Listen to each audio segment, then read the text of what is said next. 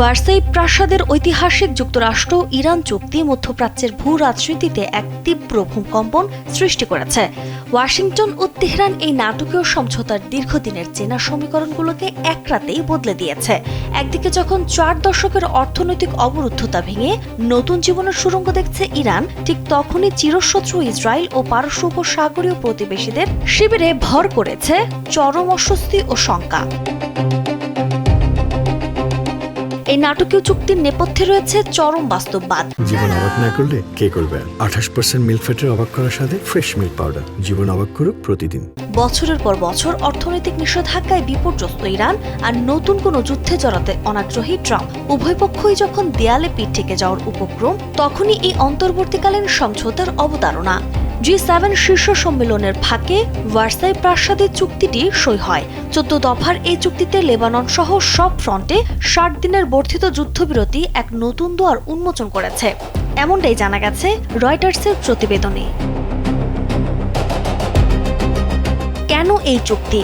মূলত পারমাণবিক কর্মসূচি নিয়ে দীর্ঘদিনের অচলাবস্থা কাটানো এবং সামরিক সংঘাতের ব্যয়বহুল খেসারত এড়াতে এই উদ্যোগ। ট্রাম্পের এবারের কৌশল বল প্রয়োগ নয়, বরং আলোচনার মাধ্যমে ইরানকে আন্তর্জাতিক মূলধারায় ফিরিয়ে আনা। তবে ইসরায়েলের কাছে এটি এক কৌশলগত মহাবিপর্যয়।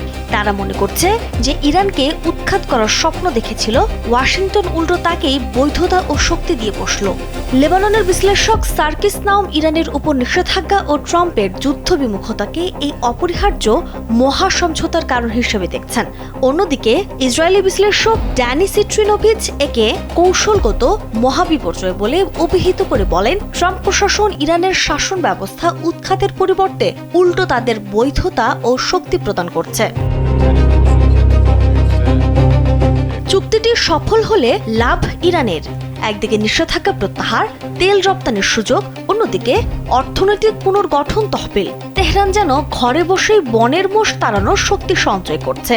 সবচেয়ে বড় সংকটে পড়েছে পারস্য উপসাগরীয় দেশগুলো। মার্কিন নিরাপত্তার উপর ভরসা হারিয়ে তারা এখন দেখছে তাদের পাশেই এক শক্তিশালী ইরান মাথা চাড়া দিয়ে উঠেছে। তবে ইরান বিশেষজ্ঞ অ্যালেন ভাটানকার একে আত্মসমর্পণ না বলে বরং সবচেয়ে কম ক্ষতিকর উপায় বলেছেন। তবে ইসরায়েলের ওয়াইল্ড কার্ড হয়েও ওঠার সম্ভাবনা পরিস্থিতিকে এখনো অনিশ্চিত করে রেখেছে। এর সমঝোতা কি দীর্ঘমেয়াদী শান্তি আনবে, নাকি এটি কেবলই এক সাময়িক বিরতি?